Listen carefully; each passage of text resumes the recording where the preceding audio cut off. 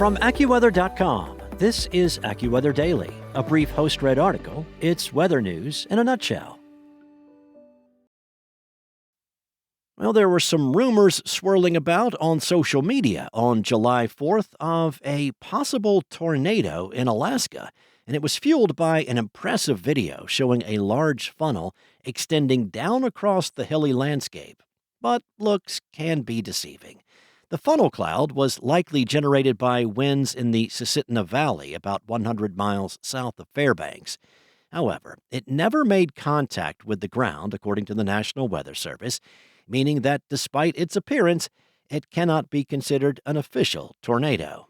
Now, tornadoes are extremely rare in Alaska, with only around a dozen ever being confirmed across the state.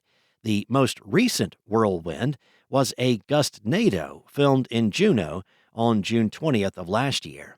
Cantwell, where last weekend's funnel cloud was spotted, is north of all tornado reports in Alaska, except for one unofficial report from back in 1976 near Kiana. Outside of that, 11 tornadoes have been observed in Alaska since 1950. Well, a massive heat dome will continue to build over the western U.S. this week before expanding toward the north-central region this weekend. As the heat dome ages and shifts, the door will open for thunderstorms to erupt over the deserts and Great Basin, bringing drought relief for some and problems for others. Temperatures are forecast to crest across much of the interior west in the coming days, with many areas to climb 10 degrees above the historical average. Temperatures have already surpassed season-high marks set during spring heat waves in recent days and will push the new thresholds even higher. Highs are forecast to be in the mid-110s in Phoenix and Palm Springs and the low 110s in Las Vegas. It will get a few degrees above average in downtown L.A., with highs in the 80s, but still fall well short of the sizzle farther inland. Highs will be within a few degrees of the 70-degree comfort zone in San Francisco and in the 70s in Seattle. Heat will swell farther to the north over the interior west, with highs in Salt Lake City poised to top 100 as early as Friday, and Pocatello, Idaho, set to do the same this weekend.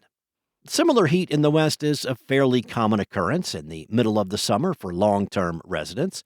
However, visitors to the region may underestimate its intensity when combined with powerful July sunshine. Experts urge people to avoid strenuous activity during the midday and afternoon hours and stay hydrated. Take breaks in air conditioning when possible. Lower humidity levels in the arid regions may limit the amount of visible perspiration and can lead to rapid dehydration, heat exhaustion, and heat stroke with little notice. As the heat wave crests over the interior west, an annual phenomenon will take place. Moisture will begin to trickle in from Mexico at first, then pick up more steam later this week to next week. A surge in humidity levels, along with a flip of the breeze from the west to the south, is known as the North American monsoon.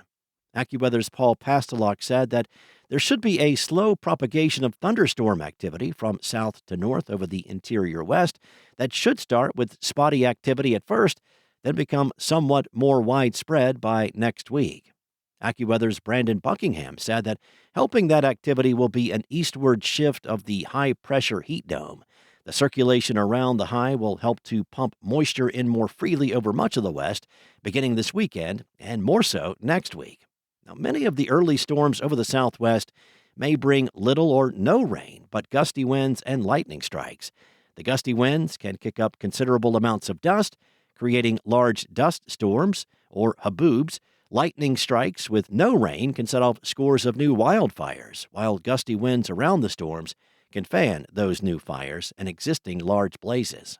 The nature of the heat dome will trap smoke in the region, which can reduce visibility and create a hazy or milky-looking sky and create air quality dangers for some individuals. Over time, humidity levels should rise sufficiently to support more widespread downpours. When these downpours intensify, they can lead to flash flooding and debris flows. The greatest risk will be through the canyons and along dry stream beds called arroyos. As the heat dome pivots toward the northern parts of the Rockies and the plains this weekend, extreme temperatures will follow suit. Highs will end up in the triple digits for the first time this year in much of the Dakotas and in parts of Montana and Wyoming. The heat dome is likely to expand into much of the Midwest next week, where Minneapolis to Chicago and Kansas City may experience their highest temperatures of the year so far, with temperatures 10 to 20 degrees above the historical average for mid-July. The heat may even nose into parts of the mid-Atlantic region for a couple of days, and perhaps even the southeastern states by mid-July, barely after a week's break from the Independence Day heat and steam furnace. As this heat dome reaches east of the Rockies, higher humidity levels will push AccuWeather real field temperatures well into the triple digits. That's all for now. You can find more regional forecasts and science-based articles at AccuWeather.com, and for your local forecast at your fingertips, download the AccuWeather app. Enjoy the rest of your day, stay weather aware, and I'll be back tomorrow with more from AccuWeather.